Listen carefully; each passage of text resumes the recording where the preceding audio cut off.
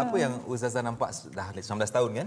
Betul. Apakah feedback yang paling best lah yang Ustazah pernah dengar tentang parents? Apa feedback mereka? Baru ni tahun kita sambut birthday yang ke-18 tahun. So kita menerima banyak testimoni daripada parents. Yang saya rasa macam wow sangat adalah bila dia bagi tahu Ustazah, anak saya kat Hati-Murni dah 3 kali khatam Quran. Anak saya balik rumah, dia boleh susun sejadah tu untuk solat berjemaah. Tanpa disuruh? Yes. Saya cerita Berapa macam umur ni Ustazah? Berapa umur ni? Kita Anak-anak ni? 7 hingga 12 tahun Datuk Mira. Start tahun depan lebih awal lah. Betul. Apa agaknya pengalaman-pengalaman best yang parents dapat selain daripada itulah? Macam boleh susun sendiri. Independent lah.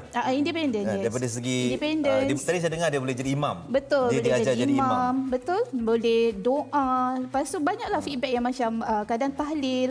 Kalau merafal surah Al-Kahfi 10 ayat awal, 10 ayat akhir tu, Masya-Allah. alhamdulillah. Nak katanya belajar di Hati-Murni. Jadi ada macam insya-Allah. checklist lah. Anak ni kena pandai buat apa? Atau anak ni kena tahu buat apa? Betul. Sebab kita letakkan kalau hafazan, dia kena menghafal surah apa. So kita target adalah surah juzuk yang ke-30 tu. Habis, Darjah 1 juz sampai darjah 6. Juz selesai. Al-Ammah tu selesai. Dia dah ada target objektif dia lah. Betul.